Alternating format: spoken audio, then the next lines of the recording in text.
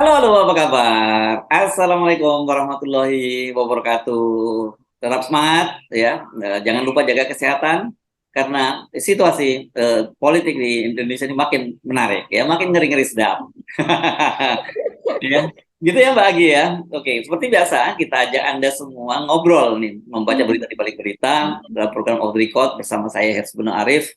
Dan saya Egi Beta senang sekali menjumpai Anda tentunya pada hari yang agak mendung-mendung begini di tempat saya, tapi kita tetap dengan isu yang ya lumayan hot ya Mas Ersu. Bukan lumayan dong, sangat hot dong. Sangat Masa ya. lumayan?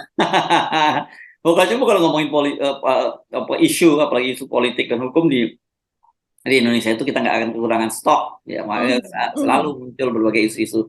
Saya kira mhm, orang pasti fokus perhatian, ya, tentu saja hari ini berkaitan dengan yang lagi rame banget, Mbak Agi itu. mhm, Kenapa itu tiba-tiba kepala PPATK? Saya sering keliru-keliru nyebutnya ketua ya. Padahal mhm. sebenarnya kan kalau kepala itu kan biasanya badan ya Mbak ya, kan Iya, gitu ya iya. artinya. Ya badan itu kepala, tapi kok disebutnya dia kepala PPATK ya, bukannya ketua PPATK ya gitu.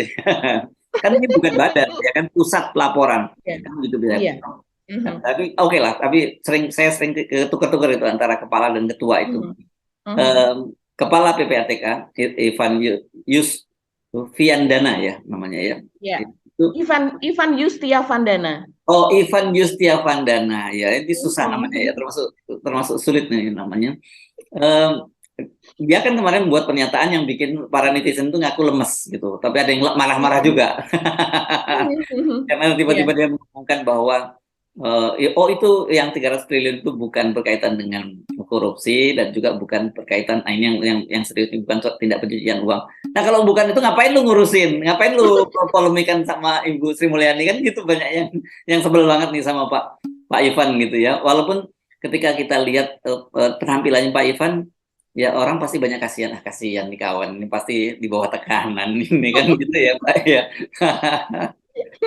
Iya, iyalah Mas Hersu kalau orang melihat begitu kan siapakah Ibu Sri Mulyani itu begitu kan pernah di World Bank terus kemudian dua kali menjabat menteri di dua kepala negara begitu terus kemudian mohon maaf siapa sih Pak Ivan begitu kan siapa yang menjadi backingnya begitu kan yang kalau seandainya dia ini yang dia omongkan itu bisa apa ya bisa mengobrak-abrik tatanan begitu kan kita melihat Iya, iya, iya. dan Hmm. tapi kalau seandainya itu memang kita kan melihat ya, kita bicara ya Mas Yersu secara offline bahwa tujuan pendirian PPATK kan memang untuk mencegah dan memberantas tindak pidana pencucian uang. Itu Hmm. kan memang dari awal dibentuknya itu adalah untuk itu. Jadi untuk apa dia membuat laporan yang demikian teliti, yang demikian detail dari sejak tahun 2012, kemudian tahun 2013 diberikan begitu, sampai dengan sekarang yang artinya sudah berapa tahun? 10 tahun mungkin ya, atau lebih. Dan kalau bukan soal tindak pidana pencucian uang, sementara tupoksi dia adalah memang untuk TPPU begitu Ya. utamanya. Bahkan kalau yang 200 itu saya baca laporannya juga sampai ke Pak Mahfud itu periode 2009 sampai 2023, Mbak. 14 tahun tuh. Ya Iya, kan lebih betul. lama. Ini saya kira gini, untungnya memang yang memang selama ini kalau ke kepala PPATK itu jarang bicara langsung pada publik ya, karena Mhm. memang tugas mereka itu menganalisis dan diberikan kepada para aparat penegak hukum gitu ya. Betul. Tapi kemarin yang bicara kan Pak Mahfud MD gitu ya. Pak Mahfud MD Mhm. yang bicara dalam kapasitasnya sebagai ketua tim pengendalian ya, pengendalian pencucian tidak pidana pencucian uang ya, gitu ya Iya. istilahnya kalau nggak salah. Mhm. Pemberantasan untuk pengendalian. Pokoknya Pak ketua ketua timnya itu Pak Mahfud MD dan Pak Mahfud MD yang bicara gitu. Dan sekarang Pak Mhm. Mahfud MD lagi pergi ke Australia, kunjungan ke luar negeri. Apa karena nggak ada Pak Australia karena nggak ada Pak Mahfud, jadi Pak Ivan langsung balik badan begitu dipanggil ke Kementerian Keuangan, karena kemarin kan dia bicaranya di Kementerian Keuangan itu ya, Mbak Agi ya. Jadi dia memang sangat junior kalau lihat tampilannya gitu dibandingkan dengan birokrat yang ada di Kementerian Keuangan kan. Walaupun Pak Mahfud sendiri juga sebenarnya sudah mulai sedikit ngeles juga gitu dalam beberapa hari terakhir. Itu tapi kita paham kalau Pak Mahfud itu siksa gitu ya, dia Ya. siksa sana sini gitu. Tapi kalau Pak Ivan ini langsung balik badan ini. Ya. Iya, iya, iya, Mas Hersu. Jadi dan kemudian kan banyak juga yang membandingkan kasus ini ya, demikian banyaknya dari 300 triliun itu yang mungkin melibatkan sekitar 400 60 orang. 67 kalau tidak salah ya, pejabat dari Kementerian Keuangan. Dan kemudian ini membandingkan netizen membandingkan, salah satunya adalah Novel Baswedan ya, mantan karyawan dari KPK. Dia membandingkan di masanya Pak Harto dulu, di mana sempat bea cukai itu pegawainya itu dirumahkan begitu ya, ratusan pegawainya itu bahkan ribuan itu dirumahkan karena pada saat itu memang sudah terlalu sudah apa yang terjadi di bea cukai itu sudah tidak dapat dibenahi lagi. Jadi untuk sementara mereka dirumahkan dan kemudian pekerjaan bea cukai itu diberikan kepada sebuah lembaga yang berasal dari luar. Kalau tidak salah namanya Swiss apa begitu Mas Esu, lupa saya. Barangkali ini nanti bisa kita tampilkan. Nah, dari situ kemudian orang membandingkan di masa lalu dengan sekarang begitu masifnya ada ratusan orang yang terlibat. Orang kemudian juga melihat apakah masih efektif ini kalau sudah ratusan orang yang terlibat dan kemudian secara akumulasi dan secara continuity gitu terjadi dari tahun ke tahun, dari sejak tahun sekian sampai sekian. Bagaimana kemudian cara membenahinya? Bagaimana kemudian menelusurinya? Di antara mereka kan sebagian sudah ada yang pensiun, masih ada yang menjabat dan kemudian malah mungkin jabatannya tinggi begitu dan memiliki wewenang dan sebagainya. Nah, itu mungkin yang membuat apa ya Mas Hersu, kemudian terjadi seperti sekarang ini, posisi Pak Ivan ya tentu di bawah tekanan gitu karena yang dibongkar tidak main-main, ini sebuah lembaga dan lembaga yang menjadi bendahara negara yang Ya. sangat penting yang semuanya bertumpu kepada kementerian ini gitu. Iya, makanya itu kalau kita sebenarnya bukan apa, kita berempati kepada Pak Ivan. Tapi saja juga dipahami publik jadi sangat kecewa gitu kepada beliau dan saya juga mengingatkan hati-hati Pak Ivan, ini bisa di-spin loh isunya. Anda dan Pak Mahfud itu menzalimi Kementerian Keuangan dan ribuan Kementerian Keuangan gitu karena membuat rusak nama Menteri Keuangan dan tentu saja yang paling penting adalah reputasi Ibu Sri Mulyani. Tetapi kan kita begini, angka 300 triliun kayaknya itu dahsyat banget ya dari 460 orang itu. Iya. Tapi kalau kita lihat transaksi mencurigakan yang dilakukan oleh Rafael Alun saja itu dan plus dengan siapa Andi Pramono ketua kepala Bea Cukai Makassar itu kan yang disebut 11-12 lah saling salib gitu kata Ivan itu kan 500 miliar angkanya. Jadi ya masuk akal sih menurut saya, memang agak lebih sedikit saya kemarin ngitung-ngitung ya kalau 460 saya waktu itu bulatkan di 300 triliun dibagi 460 itu orang kira-kira transaksi keuangannya 650 miliar lah gitu. Masuk akal karena Rafael Alun saja di luar 500 miliar itu kan dia masih ada safe deposit box yang ditemukan 37 miliar. Betul. Itu baru satu bank loh, belum kemungkinan nggak mungkin dia menaruhnya safe deposit itu dalam satu bank, mungkin akan ada beberapa bank lain. Jadi memang sebenarnya orang bersemangat nih mendukung Pak Mahfud dan Pak Ivan, tapi tiba-tiba Pak Ivan balik badan dan yang saya agak kaget Pak Ivan menyatakan bahwa itu bukan itu korupsi atau tindak pidana pencucian uang di Kementerian Keuangan. Memang kalau di Kementerian Keuangan ada penyelewengan semacam itu, tapi angkanya minim katanya begitu. Masuk minim, orang ada yang 500 miliar kok angkanya minim, gimana sih gitu ya. Jadi apapun penjelasannya Pak Ivan atau kalau nanti Pak Mahfud kembali lagi, saya kira orang sudah nggak percaya lagi kan, publik sudah terlanjur tidak percaya gitu. Iya, betul sekali Mas Hersu. Apalagi di bawah Kementerian Keuangan ada Dijen Anggaran, Dijen Pajak, kemudian Dijen Bea dan Cukai, begitu. Dan ini nilai segitu kan itu ditujukan kepada Kementerian Keuangan saja, begitu. Belum lagi kementerian-kementerian yang lain. Artinya kalau sekarang Pak Ivan ini mencoba untuk membongkar apa yang terjadi di Kementerian Keuangan dan kemudian dia mentok seperti sekarang ini, hanya dalam hitungan jam, begitu, mungkin dalam hitungan hari kemarin dan sekarang kemudian dia sudah balik badan seperti ini, artinya memang dia menemui tembok tebal begitu ya Mas Hersu. Dan kemudian kalau seandainya dia ingin membongkar kementerian lain juga mungkin jadi ragu juga gitu. Yang Iya, iya karena pada kementerian lain masih banyak kementerian yang belum dia ungkapkan. Mungkin Kementerian Keuangan memang yang paling urgent begitu ya Mas Hersu. Tapi kita masih ada misalnya dari PUPR, misalnya dari BPN dan ATR begitu, dan masih banyak kementerian-kementerian yang lain yang mengelola dana itu dalam jumlah sangat besar begitu. Kalau sekarang saja dia sudah menemui ini, padahal kita semangatnya adalah semangat anti korupsi itu yang selalu didengungkan oleh Pak Jokowi. Nah, bagaimana semangat anti korupsinya kalau seandainya ini belum dilihat, belum diteliti, dan kemudian belum dilihat satu persatu, begitu, sudah kemudian tiba-tiba dia menyatakan yang seperti itu. Ini langsung orang langsung down gitu. Yang tadinya, wih hebat ya Pak Jokowi, begitu ya, berani membongkar seperti halnya dulu Pak SBY begitu ya, ketika dia membongkar diperbolehkan untuk dibongkar begitu ya, dia membiarkan dibongkar korupsi yang terjadi pada pemerintahannya dan kemudian orang-orangnya sendiri dari partainya sendiri juga dipenjarakan. Ini orang juga melihat seperti itu begitu. Bagaimana para para pegawai atau para anak buah dari Pak Jokowi ini dibiarkan untuk dibongkar demi semangat anti korupsi itu. Tapi kalau seandainya terjadinya seperti ini, orang kemudian menjadi pesimis begitu dengan apa yang akan terjadi. Hmm. Tapi nggak percaya kalau ini diharapkan kemudian untuk memperbaiki citra Kementerian Keuangan udah berat, saya kira ya Iya. perlu effort yang besar karena Mhm. orang kemudian malah jangan-jangan khawatir jangan-jangan ini kasus Rafael Alun, kasus Mhm. Andi Pramono, kasus Eko Darmanto juga bakal menguap gitu kalau kalau begini caranya kan gitu ya. Mhm. Mhm. Padahal itu kan Mhm. hanya salah satu sampel Mhm. saja ya yang Ya, itu bisa kita kuantifisir gitu ya Mbak ya dari betul. situ. Nah ini Mhm. ini kasus ini menarik sekali dan kita tunggu Pak Mahfud kembali dari Australia apa yang akan dilakukan oleh Pak Mahfud. Apakah kemudian Pak Mahfud juga mengaminkan apa yang disampaikan oleh Pak Ivan. Tetapi saya kira Anda mungkin kalau sempat nonton konten saya pagi ini juga ya, Mhm. tentang saya membuat secara kronologis Mbak Mhm. urut-urutan Mhm. peristiwa ini ya. Ini sebenarnya media bukan media atau netizen yang melintir enggak. Mhm. Urut-urutannya kan dimulai kasus ini meledak itu kan pada hari Rabu tanggal 8 Mhm. Maret ketika Pak Mahfud MD bicara di Universitas Yogyakarta yang bicara Betul. tentang dia baru menerima data ada Mhm. 30 triliun gitu.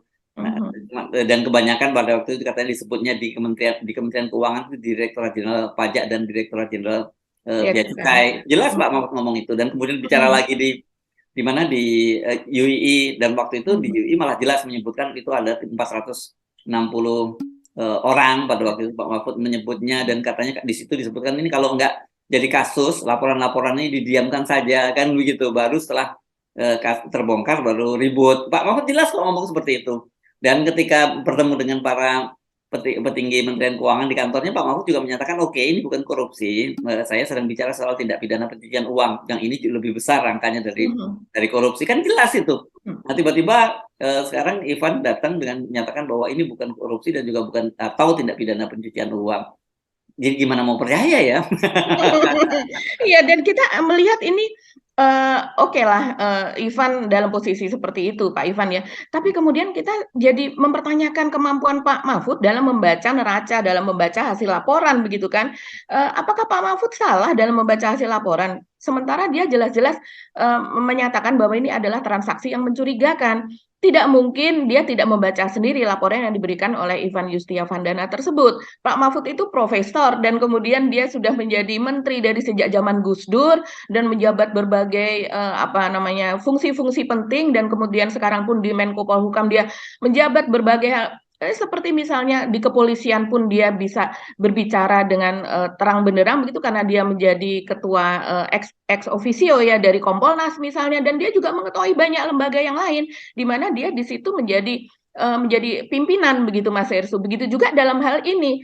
Kan kalau dalam hal ini sepertinya Pak Mahfud itu seperti apa ya? Kemarin seolah-olah seperti salah begitu ya, salah Ya, menafsirkan dengan yang dikatakan Ivan saya saat kira itu. tidak lah kalau kita lihat ketika Pak Ibu Sri Mulyani kan mengadakan jumpa pers dengan Pak Mahfud itu hari Sabtu. Ternyata Mhm. Sebenarnya Pak Mahfud waktu itu hari itu mau berangkat. Jadi kelihatannya ada yang berangkat ke Australia, tapi kelihatannya ada yang mendesak betul.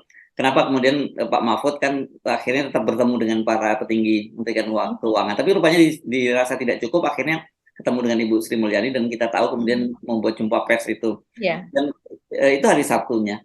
pada hari Seninnya kan Pak Ivan yang kemudian memberikan penjelasan lagi kepada media bahwa dia sudah mengirimkan data itu 200 200 laporan Berkas, iya. ya, dan berkas yang memang yang dikirimkan ke Ibu Sri Mulyani itu rekapnya gitu, rekapitulasinya. Jadi memang tidak disertai angka, tetapi artinya perintilan-perintilannya itu sudah dikirim ke Kementerian Keuangan kan begitu. Saya kira terlalu sembrono kalau sampai Pak Mahfud salah membaca data itu dan menyampaikan kepada publik semacam itu, kan itu sebenarnya bisa merugikan citra dari Kementerian Keuangan dan dalam kerangka yang lebih besar lagi merugikan pemerintahnya Pak Jokowi kan gitu. Betul, betul. Jadi ini memang kita melihat di atas pun juga sudah tidak kompak ya Mas Hersu. Jadi Tidak kompak ya, betul. Dan kemudian ini pasti ada tekanan lah gitu, kita orang nggak salah kalau netizen semacam itu. Iya. Jadi ada semangat membongkar, tapi ada semangat menutupi, begitu. Jadi mereka memang sama-sama pembantu Pak Jokowi, tapi memiliki kepentingan yang sepertinya ada sesuatu yang berbeda begitu. Yang satu ingin begini, yang satu ingin begono begitu kan istilahnya dan Oke, mari kita tunggu perkembangan berikutnya karena saya kira ini netizen tidak akan tinggal diam. Kan gitu ya. Kita tunggu aja nanti tiba-tiba muncul lagi kasus meledak, kasus yang lebih gede lagi gitu. Karena saya kira kalau bagi netizen itu ada semacam ini jadi dianggap sebagai tantangan gitu ya. Mereka akan membuktikan bahwa gue tunjukin bahwa yang terjadi memang seperti itu. Kira-kira begitu. Nah, saya menduganya begitu Mbak Aki. Iya Mas Hersu. Ini apa yang kita masih ingat juga Pak Mahfud ketika itu ya pernah bersilang kata juga, bersilang sengketa walaupun Pak Mahfud akhirnya bahwa tidak ada yang salah antara saya dengan Pak Wamenkumham, Pak Edi Hiarits begitu. Ini soal istilah LGBT dulu Mas Hersu. Jadi ini tidak hanya dengan tidak hanya dengan tidak hanya dengan Ibu Sri Mulyani dan Pak Ivan Yustiavandana, tapi dulu juga pernah juga karena Pak Mahfud ini kan semangatnya memang untuk memberikan apa sih yang memang sebenarnya di balik itu ada apa kan seringkali seperti itu. Ya. Ceplos-ceplos khas Madura banget ini. Iya, betul sekali. Ada lugu-lugunya lah gitu ya. Iya betul sekali Mas Hersu. Ini juga berkaitan dengan mungkin kita ke tema berikutnya ya, tapi saya masih ingat jadinya soal Pak Edi Hiarits begitu ya, Pak Wamenkumham ya. Iya Pak Wamenkumham. Ketika dulu juga pernah bersilang kata dan kemudian memiliki penafsiran yang berbeda terhadap RKUHP rencana KUHP yang kemudian istilahnya adalah istilah LGBT. Memang menurut Pak Mahfud ketika itu bahwa LGBT diatur dalam RKUHP begitu. Dan kemudian dibantah keras oleh Pak Edi begitu yang mengatakan bahwa tidak ada istilah itu di dalam RKUHP. Jadi tidak ada pidana untuk LGBT. Kemudian Pak Mahfud juga mengatakan bahwa yang memang istilah LGBT sendiri tidak ada ya secara narasi disebutkan di situ, tapi kemudian pidana untuk para pelaku seks begitu dengan gender yang sama, dengan jenis kelamin yang sama itu diatur di situ. Jadi memang tidak disebut LGBT, tapi yang memiliki kelamin yang sama dan kemudian mereka berhubungan begitu. Nah inilah yang kemudian menjadi ramai begitu dan ini berkaitan. Saya jadi ingat itu karena saat ini Pak Wamenkumham ini dilaporkan ya Mas Hersu oleh Ketua IPW begitu ke KPK dan kemudian ini rupanya sudah ada laporan balik ya dari asisten pribadinya Yogi Rukmana begitu yang melaporkan balik mengenai pencemaran nama baik. Dan ini juga menarik karena ini kita membaca di balik kejadian hukumnya begitu Mas Hersu itu kok kita jadi terheran-heran ya Mas Hersu. Karena memang ini kan dilaporkan karena adanya transfer gitu ya, dugaan itu ada berupa gratifikasi lewat dua orang asisten pribadi dari Pak Edi Hiarits begitu, dan kemudian Pak Edi Hiarits sendiri menyatakan bahwa itu bukan ke saya, tapi itu permasalahannya adalah dengan asisten pribadi saya sebagai lawyer, di mana lanjut. Ya, di mana ketua IPW sebagai lawyer dari perusahaan yang kemudian disengketakan antara dua pihak kepemilikannya dan kemudian asisten pribadi itu juga dia sebagai lawyer begitu.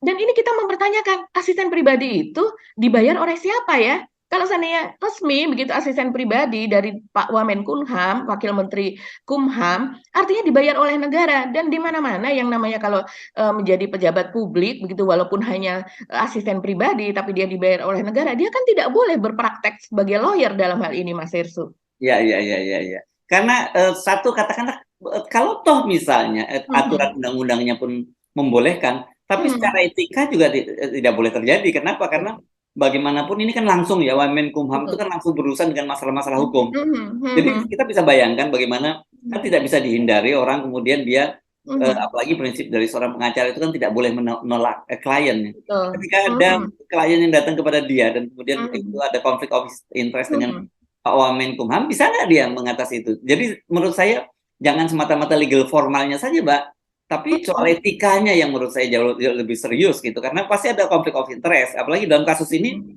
kelihatan sekali ada konflik of interest dengan Kementerian Hukum dan HAM kan gitu.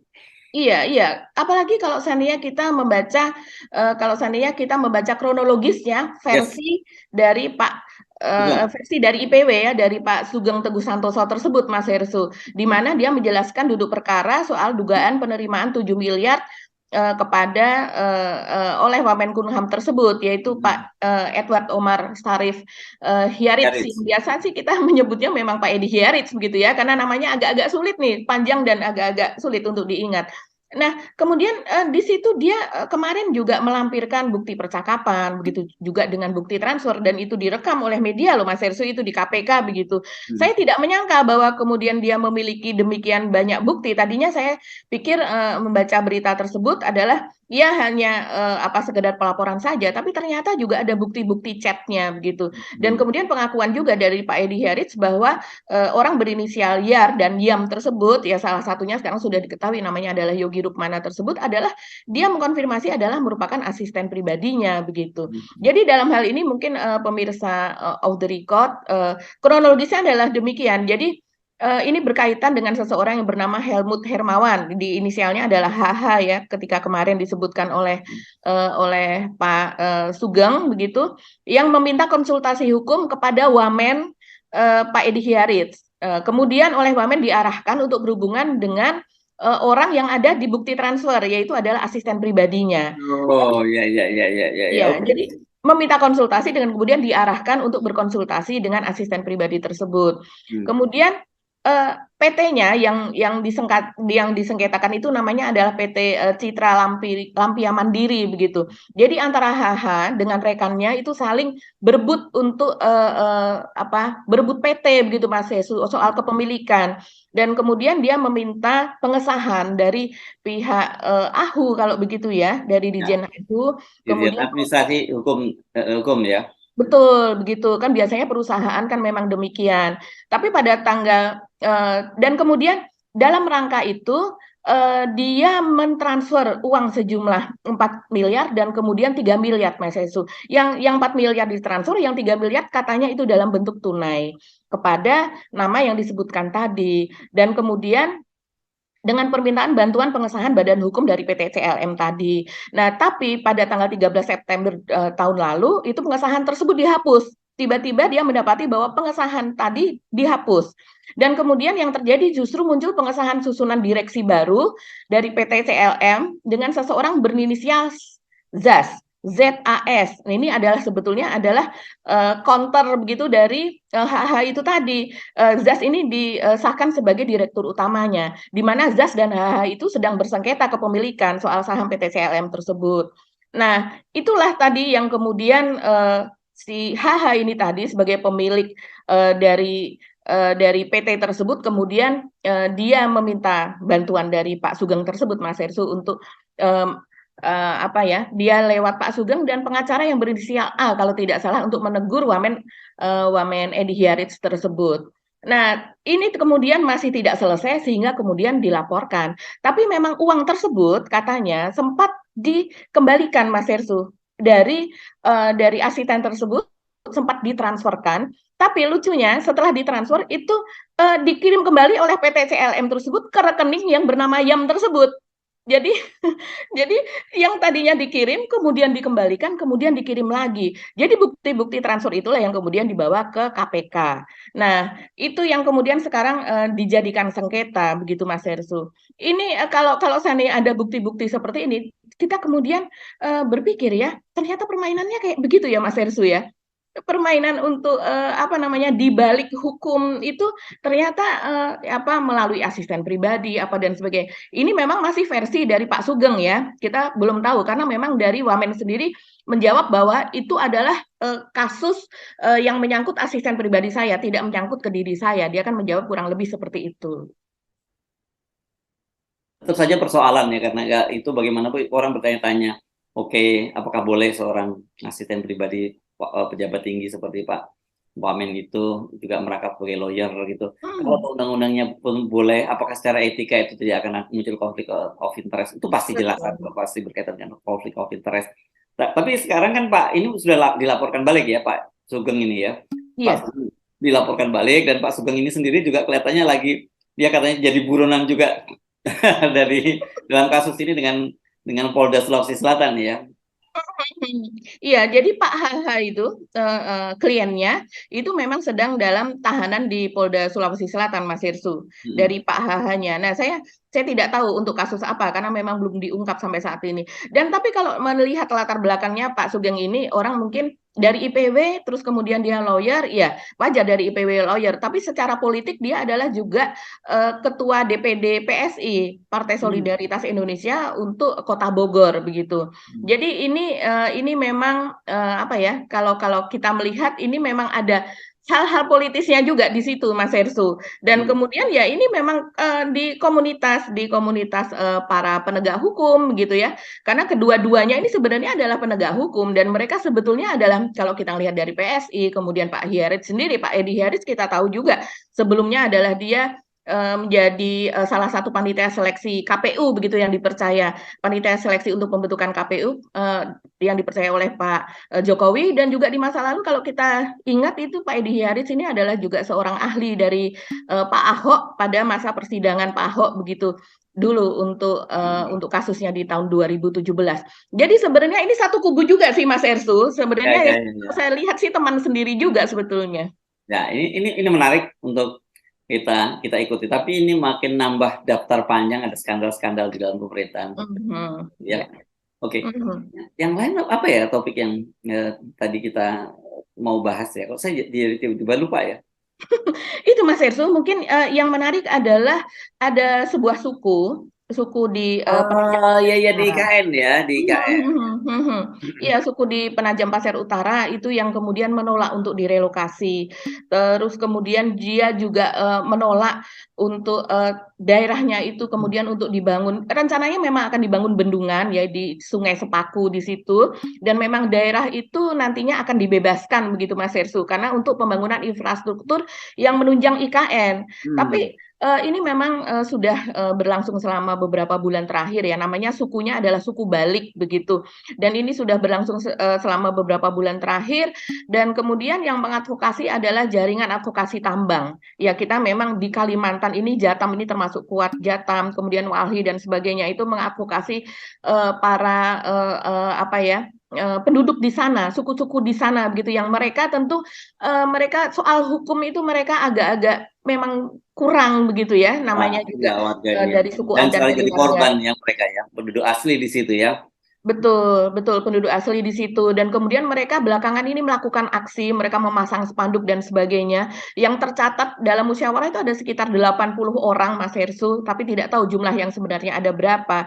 Mereka menolak untuk direlokasi ke tempat lain. Mereka juga mengatakan bahwa di situ ada kuburan pemakaman dari nenek moyang mereka, leluhur mereka begitu, yang sudah turun temurun mereka ada di situ.